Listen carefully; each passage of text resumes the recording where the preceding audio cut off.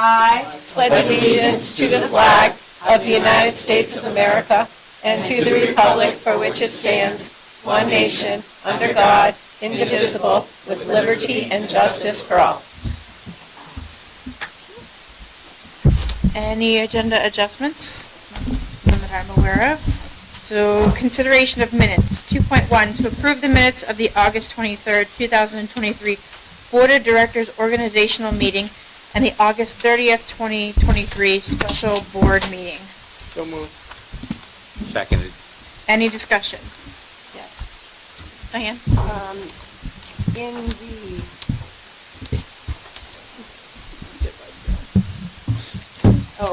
under number 11 in August 30th minutes, it says to approve regional schools united for. Oh. There you go. I want to change that. All right. And just wondering why public comments that were made after our discussion on the budget, when it was opened back up, why they weren't included in here. That's possible they could be included. Has that ever been done before? Usually the vote is recorded. But it was That's not. probably why he normally doesn't. Yeah. Yeah. What? No, she's saying when all our minutes recorded. I think. Yeah. With the public comments, so. But there's nothing in there that said there was public comments after, so that might have been, might be a good idea to have included that somewhere, that their public comments were made.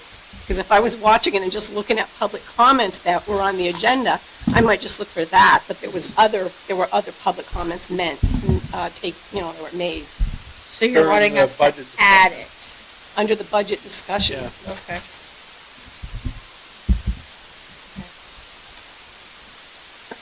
Anyone else? Question. So you're talking about the name of the bargaining unit? When you said you said Regional School United? That's what it says in here. Isn't that I thought the bargaining unit's name, was United. Is it United? I don't think so. Thank you, Ben. I'm getting a nod. It's United. It's United? Yeah, because when they all came together, They were United. they were united then. Oh, my goodness. Okay, my mistake. Learn something new. Point of Christie? information, are we looking at both of the minutes or just the 23rd? Is there a motion for both? Is a motion Okay, for thank both. you. Anyone else? Seeing as there's none, I'll call for the vote. All those in favor? Thank you. We'll move down to 3, public comment. At this time, I'll let the public come up to the microphone. Please remember to introduce yourself and the town that you are from. And remember that it's not a back and forth with the school board. It's just you giving us your comments. So anyone like to come up to the mic?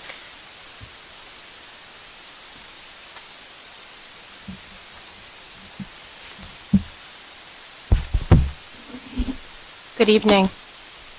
My name is Julie Bouchy, and I am a science teacher here at Oak Hill High School.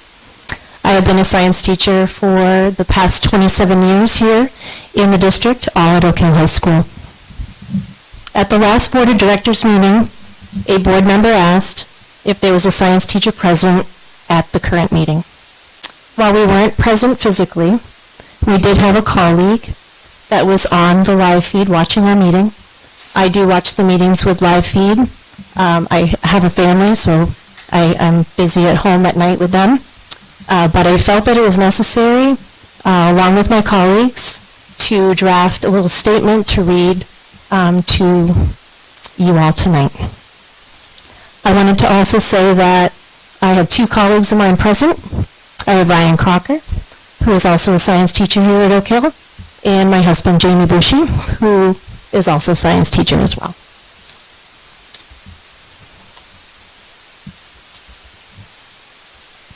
Members of the RSU4 Board of Directors and the RSU4 community. Collectively, the current members of the Science Department at Oak Hill High School have given over 80 years of their service to the 3 towns that make up RSU. If you add up the number of students that we have educated in that period of time, it is well over 6,000 students. Some alumni may even be sitting here in this audience or listening to the live feed from home. Most science teachers at Oak Hill have taught at least 2 generations of community members. We've chosen to stay at Oak Hill because we feel as though Oak Hill is a family, and we have established caring and supportive relationships with our students and their families over the years. Oak Hill High School and RSU4 administration and community members have always allowed the science teachers to be flexible in the development and implementation of the different curriculum, and the community members have always been supportive of our budgets and the need for lab supplies and equipment. We are all grateful for your continued support.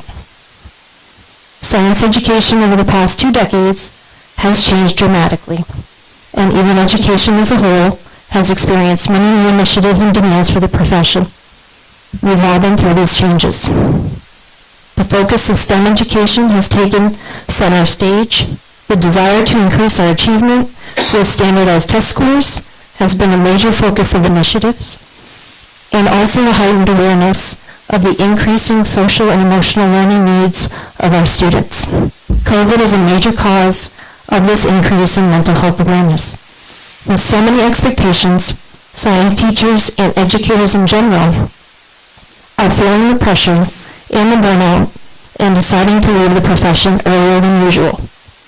We have chosen not to leave. We have worked tirelessly to provide a quality and engaging education for the students of RSU4.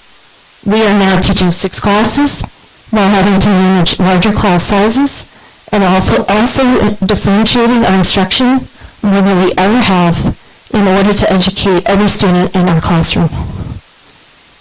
Now that we are down to 4 science teachers currently, for the first time in at least a quarter century, our class sizes have increased greatly. This increase in class size, while teaching the facilities that are in need of an update or repair due to the age of the building and damage in February, are impeding our work in providing the best education possible for our students. Science class sizes, especially lab sciences like our classes are, demand smaller class sizes due to the increasing needs of our students in the realms of learning, behavior, safe environments in lab, with equipment and chemicals, and overall care and support. The best scenario to increase safety, student achievement, and our current proficiency-based system and on test scores is smaller class sizes, not larger ones. The smaller classes will allow science teachers to provide a more supportive, more engaging, and more personalized learning environment. This current learning environment will not increase student achievement. Given the circumstances and not knowing if the science teacher position would be filled, current science teachers were given a few days' notice as to which courses we'd be teaching. The result is that 2 science teachers are teaching classes that they've never taught before. AP Biology was also in question. At Oak Hill, AP Biology has always been at least a period and a half or even 2 periods based on demand. The demand for AP Biology by students has increased this year, yet it is only 1 period now. This impacts the learning in that it does not allow for adequate time for instruction for this rigorous curriculum, as well as proper lab setup and cleanup time by the teacher. AP Biology labs are extremely intensive in the material and lab procedures, and this shortened time will not provide the full meaningful experience to those who choose to challenge themselves with an advanced placement course. The focus of one initiative this school year is also on data and analyzing that data in order to figure out how to increase our student achievement in the various content areas. Science achievement on standardized test scores over the past several years pre-COVID has been higher than the state average. The test used to measure science achievement has been the main science assessment that is usually given to our students during their spring of their junior year. As science teachers here at Oak Hill, we only want to provide the best learning environment possible for our students. It is always our hope that they gain the necessary skills in science in order to be successful for the future. The past Oak Hill Top 10 students have featured a very high percentage of future science majors. Our students have gone on from Oak Hill to become successful doctors, PAs, veterinarians, radiologists, dentists, nurses, EMTs, engineers, athletic directors, and other important professions. We are all very proud of them. We are happy to answer any questions that you have regarding this letter or the impact. Thank you very much for your time. Have a great evening. And I have copies also if you'd like them. So, thank you. Thank you. Anyone else like to make a comment?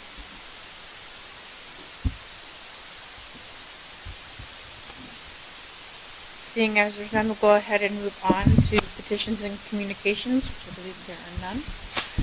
And we'll move down to reports. 5.1, the superintendent's report.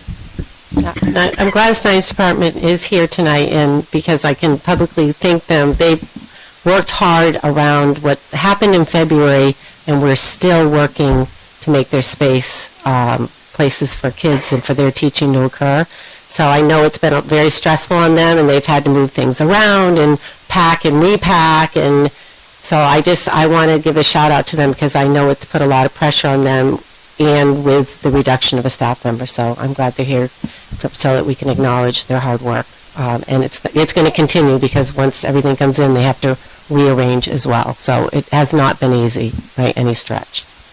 The other things I want to report out is, a lot of the work with bus drivers this year. We have 9 bus drivers that are covering the bus routes right now, and we have been very fortunate that they've been able to do their runs every single day. We are going to run into times where they have commitments that are going to shut down runs, and I'll make sure that parents get at least a week's notice that their buses will not be running so that they are aware of the transportation. So we'll be working hard on that. So the other thing is they're trying hard to cover pre-K runs. There are 3 buses that do that. And then late buses are running from the middle school and high school. We do not have drivers that are available to do athletics, and that is continuing to put a lot of pressure on our families after school to take them to the sporting events. And so I want to tell parents we understand, and we're doing everything we can to bring more drivers in to help with that. We've also been working hard to what is other contracted options where like another district is paying $1,200 to $1,500 a trip.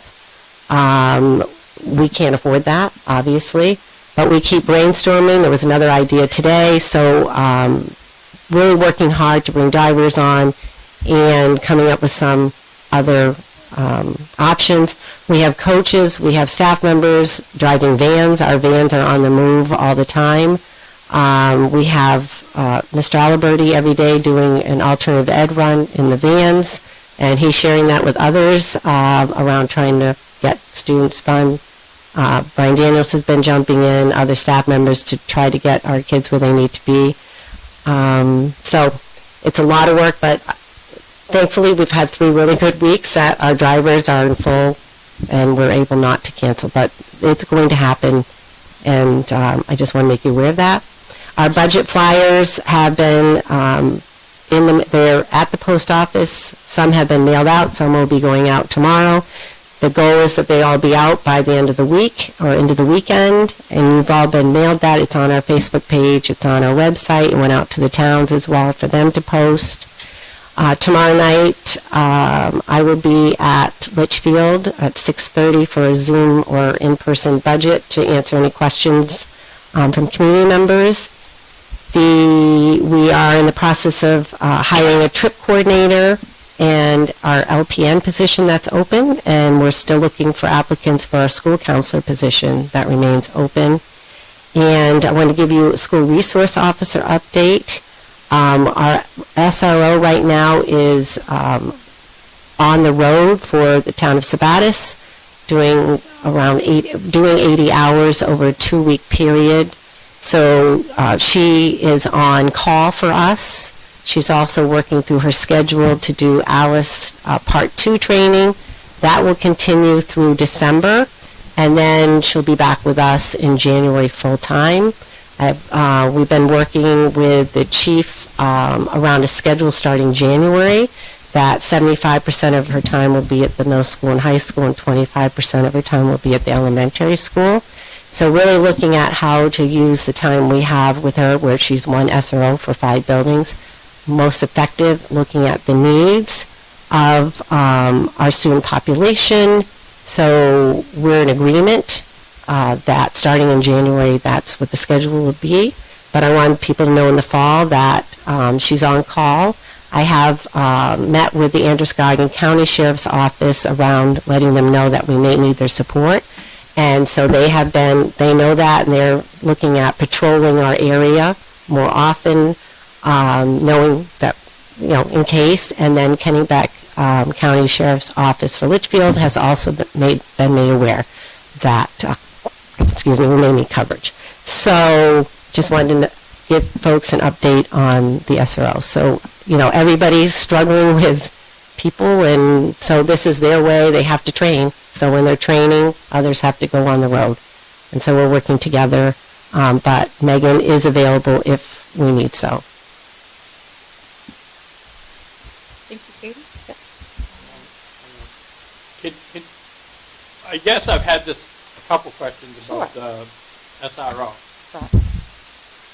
One question was, why have we cut the time of the SRO? And I tried to tell them that it wasn't us that cut the time. We're reacting to what Sabatis did by sending 2 people to the academy. So Right. she has to make up time in Sabatis as a regular officer, not an SRO. Correct. Okay. The other question I got is that, are we going to cut the RSO in the budget? And I told them that was not even talked about. We're just reacting to what Sabatis has done. And this exactly happened the last time we lost our SRO with Sabatis. So I'd like to let people know that we're only reacting to what Sabatis has imposed on us by sending 2 officers to the academy. So Megan has to be on the road. Correct. That's not us doing it. No. We're only reacting to what Sabatis Police Department has done. Can I ask a question? So are there any budgetary savings? The potential, yes, because they're only going to bill us for the hours she does SRO. Instead of paying the 75% of her salary and benefits, they're not doing that. They're going to only bill us for her time. Thank you. Thank you, Katie. We'll move down to administrators report. Mr. Miles and Ms. Poole.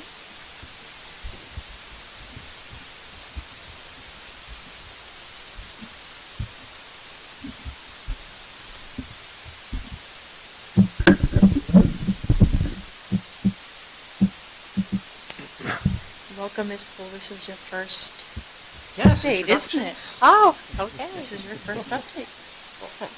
I'm doing very well over at Carrie Ricker and Libby Tozier. It's been a great start of the school year. Very exciting to be working all the students and staff. And we plugged some pictures in tonight that some staff had taken, a couple of cute ones at the fair. So hope you like what we picked. All right. So first up is Libby Tozier. Dustin Miles, principal at Libby Tozier and Carrie Ricker. We can go ahead. We've had an amazing start to the school year at Libby Tozier.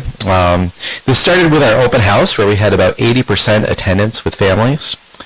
The first day of school was a success because of all the hard work the custodians and teachers did over the summer behind the scenes. Teachers came in on certain days to work in the classrooms. Custodians worked morning and night to make sure the classrooms were up and running for day one, and we couldn't be more appreciative of that.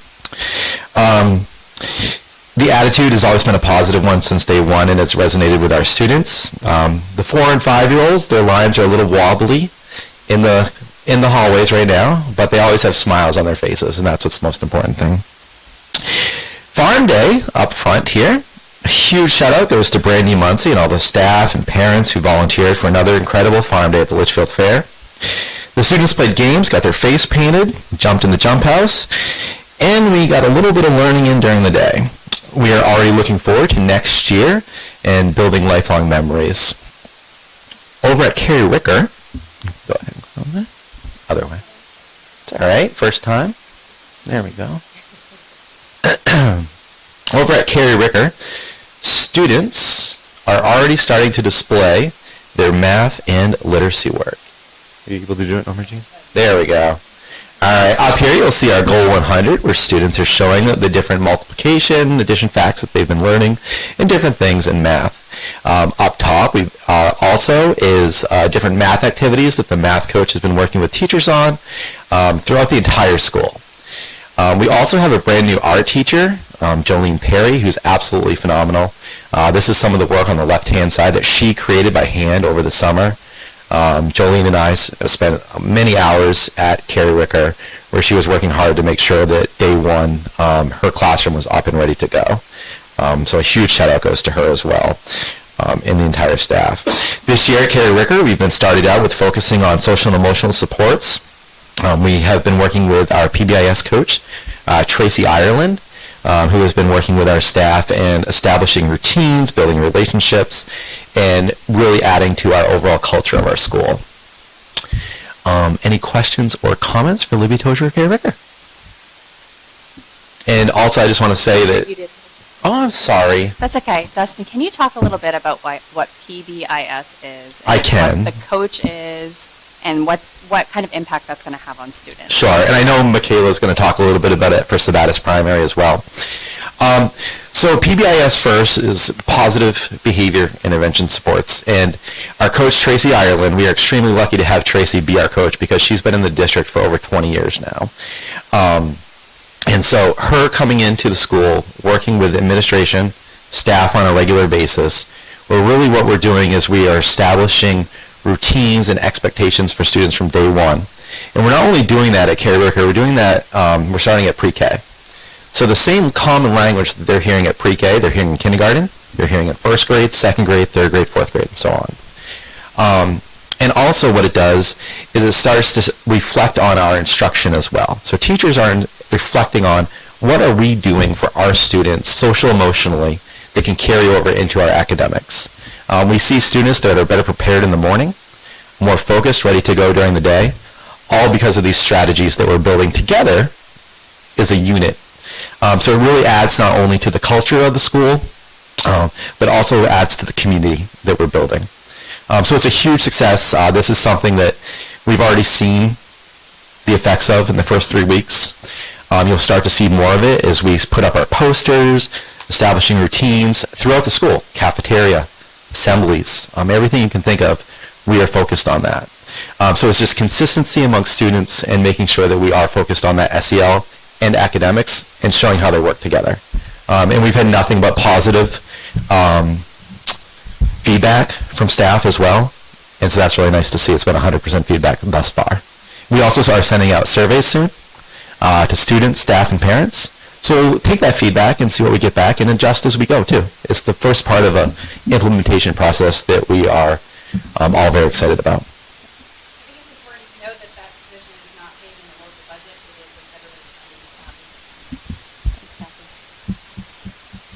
And I just wanted to say Sri is doing amazing too. So thank you. Well, not with this. This was an amazing tonight. Anyone else have anything? Looks like Ms. Stevens is going to jump the line. Oh, she's not next on my agenda. Hunter's next. No, come on over. You're already up there, so you might as well. Do a motion to change anything? No. Just wondering. I was following the agenda. I guess I don't need to do anything more about PBIS. I did have that, but Dustin said it all. So I'll skip over that. But good evening, everyone. I'm Michaela Stevens, the principal at Sabatis Primary School. I'm very excited to do my first presentation for Sabatis Primary. I think this might be having a mind of its own. Oh, no worries, Norma Jean. I appreciate you. So I just want to share some incredible achievements, memorable moments over these first weeks of the school year. First and foremost, we had an exciting start to the year. where we had our in-service days that was dedicated to valuable training and the introduction of exciting new partnerships here at RSU4. And while there's a lot there, I'm just going to go over some noticeable highlights. First, our math coach, Brandy, introduced Math for Me partnership with the DOE. And that's a program aimed to making math accessible to everyone, and it's creating more inclusive opportunities for all within the classroom. And so especially with our Tier 1 instruction. Our PBIS coach, Tracy Ireland, introduced PBIS, exploring what PBIS entails and how it integrates with our existing practices. As you know, Sabatis Primary School has really great SOPs, and it's really working with the language. Standard Operation of Procedure. My apologies. I know I need to be saying those acronyms. It's just ingrained in our heads every single day. But it's really looking at our common language, as Dustin said, and then also preserving our individuality of each school and addressing our unique needs of our schools and our students. Furthermore, our literacy coach conducted an in-depth exploration of the science of reading over the summer. Her presentation underscored how our curriculum is heavily rooted in research to support best practices, ensuring that all students can acquire the essential skills for reading with our curriculum provided. We also participated in ALICE training district-wide with our second session scheduled for our upcoming in-service day in October. I just wanted to give a heartfelt thank you to Megan Brown and Chief Baker for their role in making this training possible. Moving on to our next slide, we proudly present our school vision that was crafted by our students during our first and second community meeting. The vision is displayed in every room and common area throughout the school. As you can see, those are some of the classrooms and common areas. Our vision is SPS is an inviting place where kind and responsible students can learn. And our school code reinforces our commitment to these principles, where they say each day, today is a new day. I will be safe, I will be respectful, I will be responsible. Today I will be the best me I can be. Lastly, I'm also going to highlight Farm Day because it is always such a wonderful start to our year. Our day was fantastic. I will say the cloud coverage was more than welcome. That was really great. But we had delicious snacks, ice cream treats, engaging games, prizes, and just meaningful connections and friendships were made that day. I also want to express my gratitude to everyone who contributed to making Farm Day a reality, from Brandy Munsey, who coordinated the day, to our exceptional volunteers and dedicated staff. It truly was incredible, and I think each day I just want to thank our staff for going above and beyond for our students. We have an incredible staff at SPS. I'm in admiration of them every single day. Our custodial staff works hard every day to make our school the best it can be for our students. Our bus drivers are so understanding with our students, caring, and go above and beyond to make sure that they're feeling safe at school. So as a whole, our staff is truly incredible, and I just want to give credit to where it's deserved, and I'm very thankful to be a part of that. Does anyone have any questions for me? Thank you. Ms. Hudner. I'm just going to go by the slides. Hi, I'm Jen Hudner, the assistant principal at the middle school. Unfortunately, Amy St. Pierre, the principal, was not able to make it tonight, so I'll be giving the report. We wanted to shout out for the amazing staff at Oak Hill Middle School, the custodians, the support staff, the kitchen staff, and the teachers for all getting everything ready and looking wonderful for the first day of school. Our staff's professional development sessions in August were a great success, particularly with the introduction and training in the Building Assets Reducing Risks, or BAR program. We are dedicated to implementing BAR with precision and care across all grades 5 through 8. In late August, we brought staff together for professional development that were kicked off with engaging activities, including a game of human Scrabble. The day started with a collective BAR I-Time advisory activity, making connections among staff that can turn into important conversations with students. Since then, we've delved into grade-level data analysis to pinpoint the specific needs of our students for the upcoming year. The return of our students was met with lots of excitement, welcoming back our 6th, 7th, and 8th grades from their summer break, along with getting to know our new 5th graders, has been wonderful. The initial days were filled with assemblies, scavenger hunts, and an assortment of enjoyable back-to-school activities. Our staff have been working hard to develop relationship with students while imparting the unique expectations of the middle school. The onset of fall sports has added an extra dose of excitement with our middle school athletes embracing the new challenges of the year. All in all, it's been a busy and productive first few weeks. Any questions? Just a quick one. The acronym BAR, please. Building assets and reducing risks. It's a program that the high school has been doing for about 5 years. And we're starting to implement it at the middle school. So does that replace PBIS? Is that something in conjunction with? It's in conjunction with PBIS. We are also doing PBIS. They're kind of, somebody explained it to me in a really good way, that it's kind of like they're all like the plate that we're supporting our students on. BAR is going to be one more way of supporting students on each team at each grade level. PBIS is assuring a common language throughout the school, common expectations that are all going to be looked at together with BAR. So it's all what our staff is doing anyway. We're just kind of putting it all together on one dinner plate. Thank you. Mr. Alberti and Ms. Ring?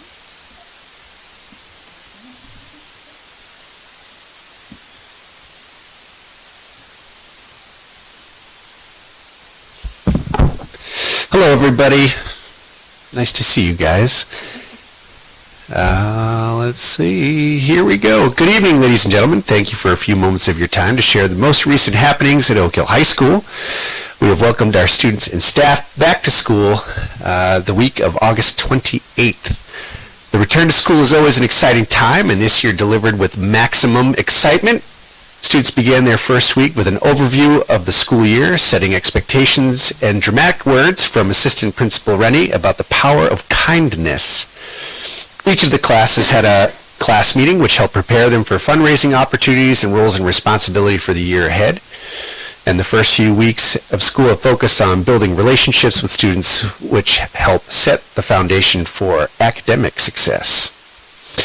Staff began their journey into Universal Tier 1 instruction, which is instruction that all students receive. We discussed key components of Tier 1 instruction, how we know it is effective, and if it isn't effective, identifying the specific component and diving deeper. We've used PLG time last week to document and update standards taught and assessed in our classes.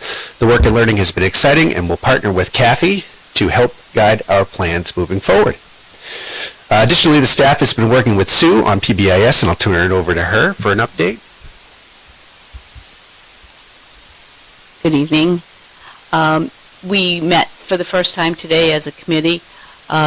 Same thing, PBIS. We are trying to align all our language and our schools, so students, as they travel through RSU4, they know the expectations, they know the language. I am picking up where Sam left off, and she left me great notes. We looked at where we've been, where we need to go. Like I said, we worked as a committee today.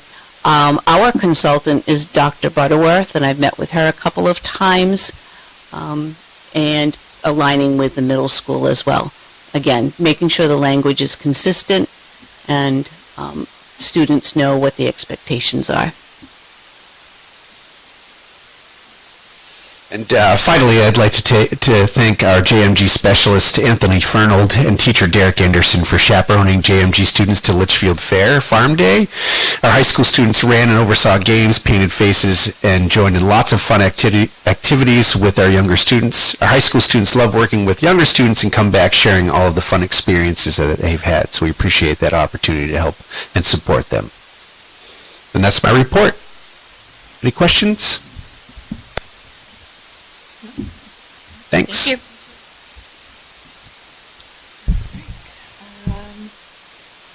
Destiny, do you have anything to report? Just Stay take right that. there.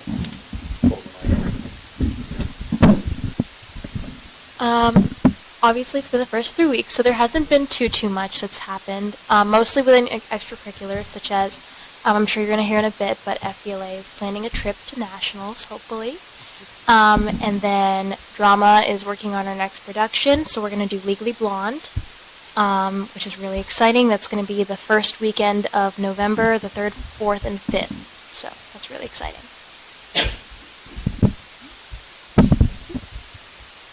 We will move down to number 6, old business 6.1, to approve the memorandum of understanding between RSU4, Kelly Gisel, Stallwell, the Grow Team, and the Sabatis Garden Club to provide a community garden on the Sabatis Primary School designated site.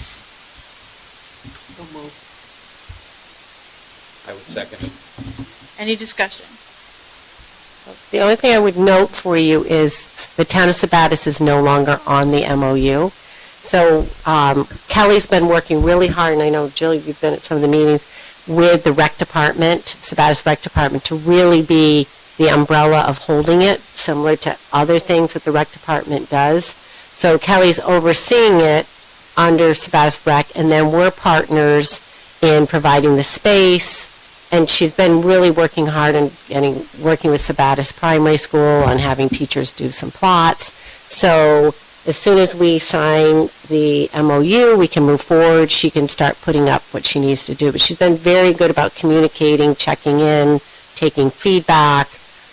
So this is just kind of the final step to an agreement, and then we'll be checking in periodically, obviously, as partners with her and the Sabatis Rec Department. So I think that was a good move to really involve the rec department. Any questions, concerns? I'm just concerned about our financial obligation now that the town of Sabatis has stepped away from it. I'm also not necessarily really a big fan of the fact that I represent the people of Wales, and it looks like primarily for the people of Sabatis, so that's kind of my take on it. Did she not put that out? Yeah, so It what? was in the most recent MOU that was just sent over. Yeah, well, you can see there's layers. The first is teachers, then residents of Sabatis, then residents of the 3 towns. So depending on what she gets for participation, I think the hope is that it will grow. No, that wasn't intended. But I think she really wants to start small, and then, I mean, we don't know. I think her hope is it will be all 3 communities involved in this. I think it'd be an exciting project for an urban area. I just don't see the need for somebody living in our area that may be interested in gardening. If people have enough spot in their backyard for a 6-foot. Financially, our district is not committed financially to any of this. It's all I remember seeing something about should we have to move. That will be her. That's the rec department. That would be the rec department, in her area of the rec department has to keep a small amount in there, that if anything needs to be repaired or removed, if it stops, she has to fix it. Right, but does a small amount cover that? And if not, She has to have $1,500 in her account, which is how much it's costing her to build it. Right, I think this is supporting someone who has a vision. It may not work out, and it may be successful. So I think we're trying to honor that this is an opportunity to bring community together, and I think the hope is that the plots will be used. But obviously, it's going to be monitored. Am I right in the MOU, wasn't there plots that were pulled out for the school, right? Yes. So it would be, students from Wales would be using that plot. Right. Students from Sabatis and Litchfield would be using that plot. Yeah, students could use those plots too. So a teacher could go out there with their students and, That's the whole Yeah. point. Right. Any other questions or concerns? Seeing as there's none, I'll call for the vote. All those in favor? All those opposed? Thank you. New business, to elect a delegate for the 2023 MSBA Delegate Assembly, which will be held remotely via Zoom and will be on Saturday, October 21st, beginning at 9:30 a.m. Delegates must be technology savvy and will need to be in attendance by 9:15 a.m. So, this is to sit in and to get that in your packets. You got the items that they were looking to work on. So you would end up representing this board of directors in that meeting and voting.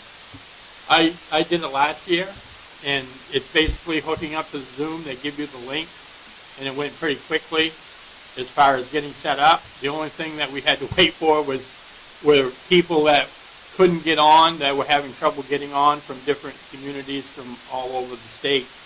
So that ate up probably about 20 minutes of time, but once they got going, it went pretty quick because we didn't have as many agenda items as we have here in this one, because they're really changing quite a few agenda items compared to what they did last year. I think last year they only did like 4 to 6, and you look at this year and it's a pretty extensive list. So our hope is once you elect someone, next meeting, you can read those resolutions, you're going to give feedback at the next meeting to the delegate for them to have. So it's a two-part. This is to elect the delegate because we have to turn paperwork in, and then you'll give feedback to the delegate. What are any other obligations? Is it just a one That's day? it. It's just a one day. Yeah. We volunteer. Yeah, you could. I just, for whoever volunteers. I would assume it's at least 4 hours. Last year it took a couple hours. But like I said, 20 minutes of that was making sure everybody got hooked up. Which could still be an issue. Which could definitely still be an issue. I would be willing, I have to take the day off from work, so I would have to notify work. I would be willing to if we could vote for next time, so I can check with work, you know what I mean? Mm-hmm, I do know what you're saying. Yeah. If that's possible. Who do we have to notify them by? Well, I think I have paperwork here for Joe to, I think it's I thought it was October. yeah. I mean, they would like to know sooner than later, Yeah. obviously. Always.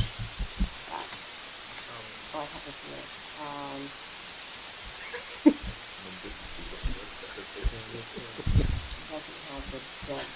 But I mean, we'll just turn it in as soon as we can.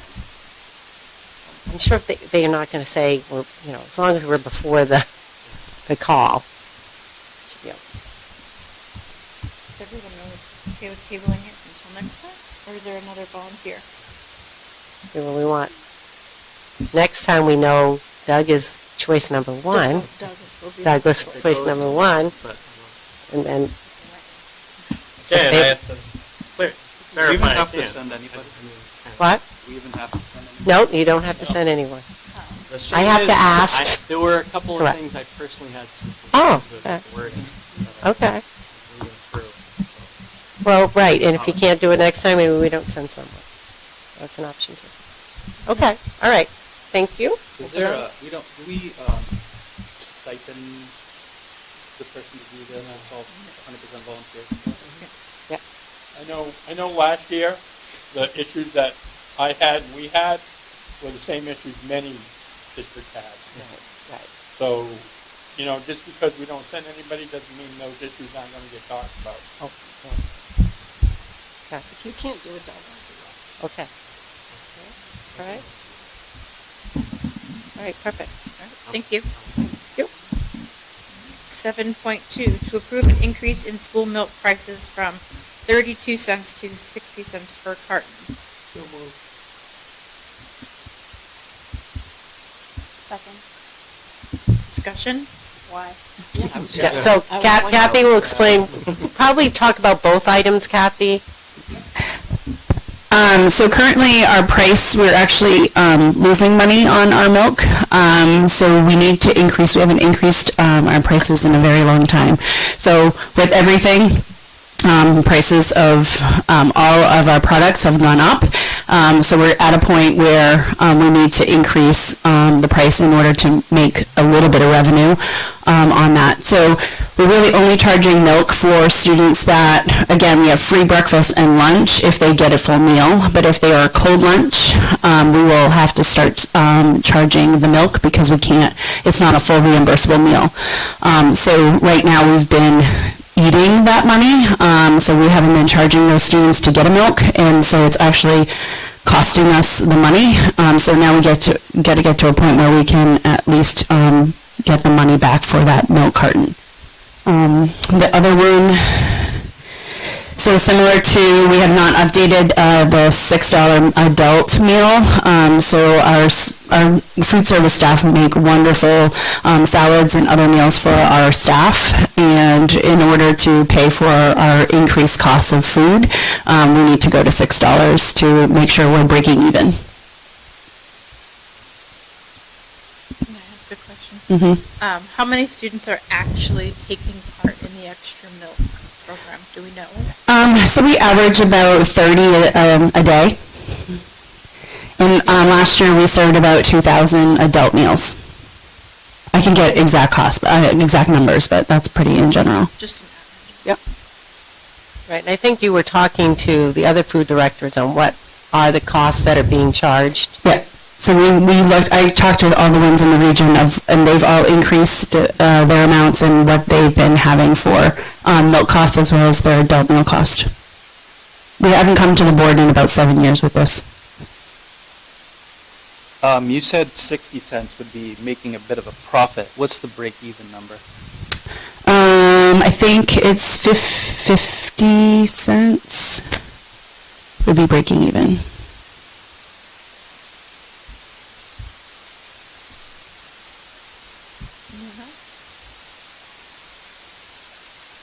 Seeing as there's no more discussion, we'll go ahead and ask for the vote. All those in favor? The milk. She explained both, but we're on the milk carton. So all those in favor of increasing the milk price?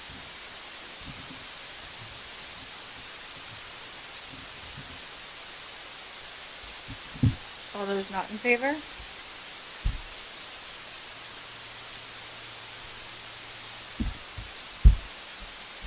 .3, to approve an increase in adult meal price. But yeah, we need to. It didn't pass, no.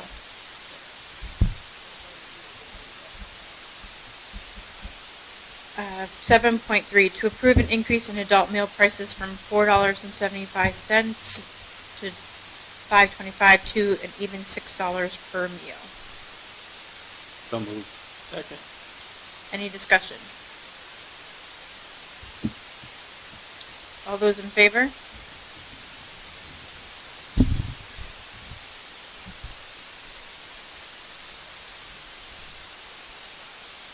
Okay. Passes. 7.4, to approve an out-of-state conference trip to Providence, Rhode Island on November 9th through the 11th, 2023 for the future business leaders of America.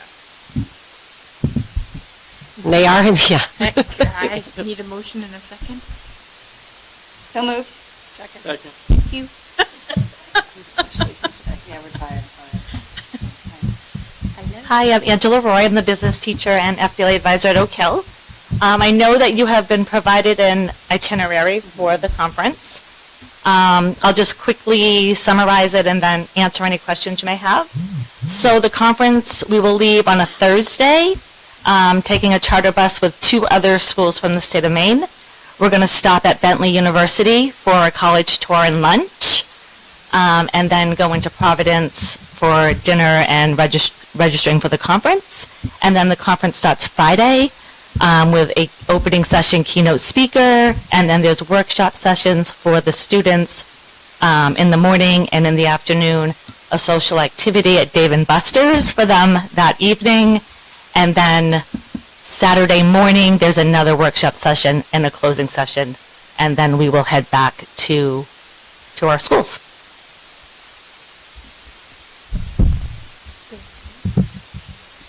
So you're going to have training on Friday and Saturday, and they come back Saturday afternoon and Saturday evening, right?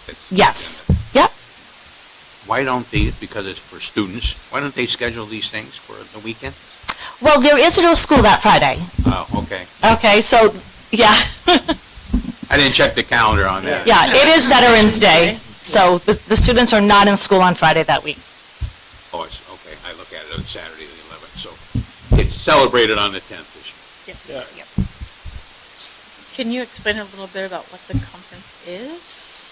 What kind of things will they get out of the conference? Yeah, sure. So generally, the opening session entails a keynote speaker, usually motivational, and then I can kind of read to you some of the workshop sessions that are available if you want. There's a leadership lab. There's one called The Business World. These are all online too if you want to, and I gave you the link. I don't know if you got it digitally. Okay, yeah. A college readiness workshop. Your path to success. Fidelity Finance Forward, invest in your future. High school to professional, mastering skills for success. And Pitch Perfect, making the sale in hospitality. So those are some of the options that the students will have. How many students? Right now I have a list of 22 students and 3, maybe 4 advisors, if Mr. Daniels joins us. And the fundraising, Yeah, so the state of Maine, FBLA, is covering most of the charter bus cost.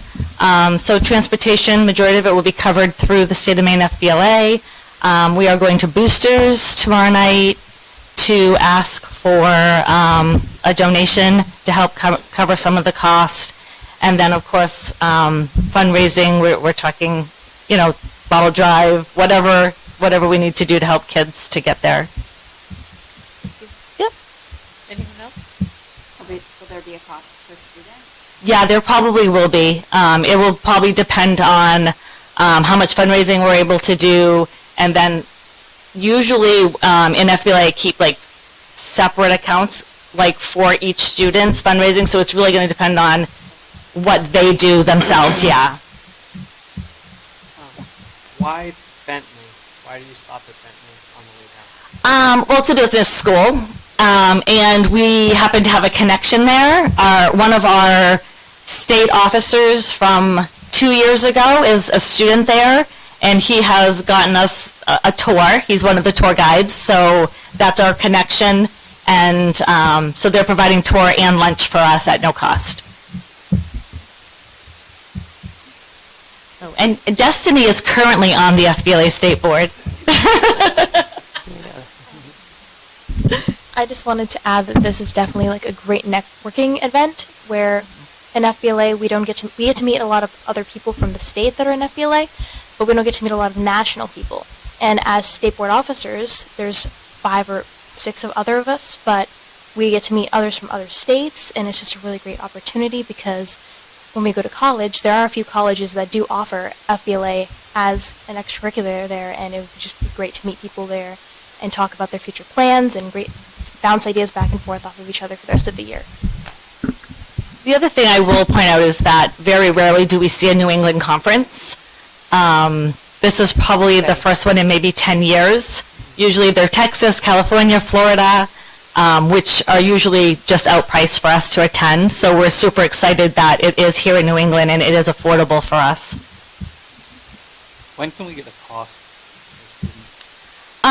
We're estimating right now about $300 per student, and that covers the conference registration, 2 nights in the hotel, and the Dave & Buster's event, which is the social event. And we're hoping that there's no transportation costs because we're hoping, like I said, we're chartering a bus with Mount Blue and Monmouth, and we're hoping that the state of Maine covers most of that. Any other questions or discussion? Seeing as there's none, I'll call for the vote. All those in favor? All right. Thank you very much. Thank you. 8, committee reports, Finance and Facilities Committee. I'll start. Somebody. I was waiting for Doug to step up. We haven't elected the board chair yet, but that's coming. We passed the minutes for the June meeting. Those were all, because we really haven't met in July, so we passed those June minute meetings, which are online. On the new business for July and August financial report, the towns are getting assessments from the last budget meeting. And on the revenue side, we've got 3.5 million collected, which is about 16.42% of the budget. And on the expenditure side, we've got 2.8 million, which is about 14.9% of the budget, which is a little bit lower than where we were last year at this time. But I think once the budget gets passed and we get the right assessments, we'll catch that up. The 2023 audit field work should be done by the end of the month, June 29th. So by then we'll have our hard numbers for October, sorry. So we'll have our good numbers for last year's budget that we have left for our fund balance. So we'll know what we get to work with. And the next is the update on the solar farm. We should start seeing savings in 2023. And Sam has been meeting with the solar farm people, and we're going to go over our energy bills and see what we're going to be getting cut back on and how much we're going to be saving on those. So we'll start finalizing that. So every month we'll be getting the same amount. RSU number 4, Cybersecurity Award. We got awarded a $10,000 grant that Norman Jean wrote for. And we received that grant for cybersecurity. And that's working out good. Update on school maintenance projects. Oak Hill High School Science Wing. You'll be happy to know that the cabinets will be coming in, and we'll be loading those cabinets pretty quickly, we hope. And I know it's been a long, hard push for you guys, but I hope it gets back to normal pretty quickly. Libby Tozier School, the mold issue at Libby Tozier. We've gone through air quality tests by ServPro, and those have come out. We're back using the cafeteria and the classrooms. So the other issue that we have there, we have 2 drinking fountains that we have left that we're going to change those drinking fountains with. And Just to clarify, they're sinks. Yeah, they're not the drinking. No drinking fountains. No. Just hand wash sinks. Right. So we will change those faucets out and then take another test and find out where our lead is from there. Feasibility timeline. We can't really do much until we pass that budget so we can actually use those funds. And when we do, the Finance and Facilities Committee is having a meeting in 2 weeks. Katie? Yeah, you're going to be meeting every time there's a board meeting. Yeah, every time there's a board meeting, but next board meeting, we're only going to be discussing that issue. So we can start that ball, and we hope the budget passes so we can get that feasibility study done. So we can look at those 2 older schools. And the consolidation plan we're still working on, and we're going to have to come up with a plan if we close 1 building, 2 buildings, where those students are going to go. So we're working on that. We'll bring that back to the board so we can discuss that at the board level also. And the SRRF loan application, which is the School Revolving Renovation Fund.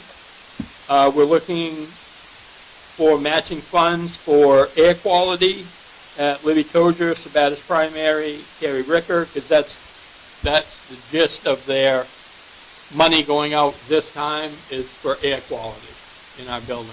So that's where we stand with finance and facilities.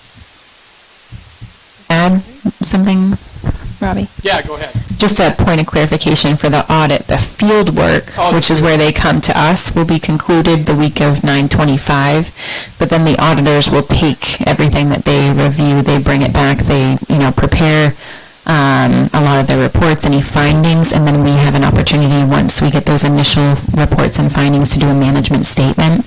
So it will still be a length of time before the audit is concluded, but the field work will be done at the end of this month.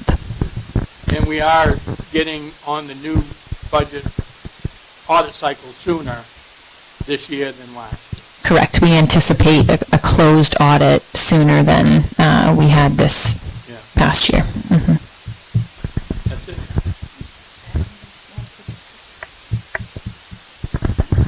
Next is personnel and policy. So we had our first meeting. So for this year, the Policy and Personnel Committee is myself, Brandon, and Diane. And we are working with Assistant Superintendent Kathy Martin. We looked at 4 policies, which will be coming to you all for first reading. I'm just going to tell you a little bit about them. The first one was policy GCI, which is the Professional Staff Development Policy. That policy hadn't been updated since February of 2022. So there's no changes recommended in the policy. We just need to update the language because it still says Oak Hill High School. So that will be coming to you.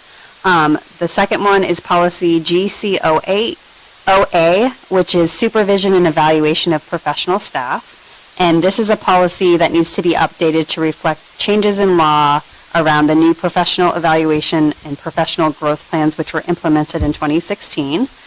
We've already, as a board, approved the PEPG plans. So really, it's just making sure that our policy aligns with the law. The next one is policy GCOC, which is the Evaluation of Administrative Staff Policy. Again, it needs to be updated to reflect those changes in law that I mentioned of the previous policy that was implemented in 2016. And again, the plans that we've already approved are already in play. However, we need to make sure that our policy matches. And then we looked at policy EBCC, which is the bomb threat policy. That policy currently hasn't been updated since 2000, and it is specific to the high school, so you'll see lots of changes with that one. And then finally, we are revising the job description for the trip coordinator, which is a position that's actually accepting applications right now, so you'll see the updated job description and what that will look like. So be on the lookout for all of those first readings in our packet for the 27th.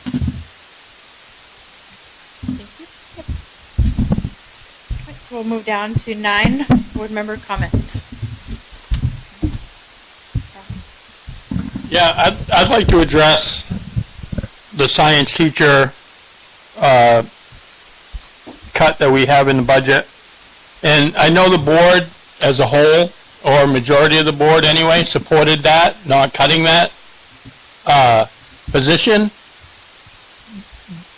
But in my mind, the problem that we ran into is that we didn't have anybody for that position. So it was probably the easiest pick of the hardest picks we had by not having that position, already somebody in it. So my point being is that I know we're going to limp through this year without that position, and I hope that next year, and I know it's going to make the budget increase again, and I can't make people come out and vote, but it's an impact, and I get it. And I'm really sorry about that happening, but of the hardest picks, that was an easy one because there was nobody in that position. And to me, it would have been a battle that we really could have fought for if we would have had somebody in that position. And the other thing is the milk issue. And you know what? I really don't want to raise prices on milk either. But my point being is that is going to impact the budget. And if we don't raise cost of milk, we're going to have to fill that hole in the budget because milk isn't something that you can't deny, in my mind. So I know going from 32 cents to 60 probably is, we'll have a little bit left over, but there's no way that we're paying for the lunch that we give kids now with what we're charging for lunch, because we can't charge what we have to pay for support staff for making and prepping the meals and buying the food. So that little bit of extra we would have made on the milk would have covered a little bit of that. That's basically it. And like I said, I don't want to raise prices on milk either, because I think it's really important to kids, because some kids don't get the milk, but it's going to impact the budget. That's it. Thank you, Robert. Anyone else? Diane? I would like to give a shout out to all the teachers out there who spent lots of time getting their classrooms ready for the new school year. They looked amazing, and to the janitors who spent time cleaning out, their schools, and everything looked so good. Hopefully it continues into the year. I also am so glad that Farm Day is still here, because that started about 25, 30 years ago, and I started that at Sabattis Primary when they cut all of our field trips. And the farmers used to come to the school and would bring all of their farm animals, and then it was stopped for a while, and then it came back. And Kathy was there, we had still been doing it, and then I ended up meeting with Litchfield Fairgrounds, and that's actually helping them, because for every child that goes there, that helps them with the amount of help they get from the state. So it ended up helping both sides. So I'm really proud that that's still here. I just wanted to give a shout out to our staff and our teachers and our bus drivers and our students for showing up and being resilient and amazing during the heat wave. I can't imagine what it must have been like in our buses, in our classrooms, in our buildings. So I just want to say thank you for showing up and doing your best, because I'm sure as you were teaching, there was sweat in places that you probably didn't realize sweat at that point. Our schools are not built for that kind of heat. So I really appreciate it, and I wanted to make sure that we noted that. It didn't go unnoticed. Anyone else?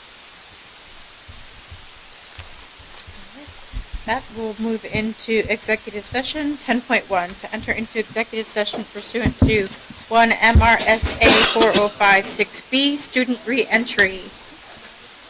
So moved. Second.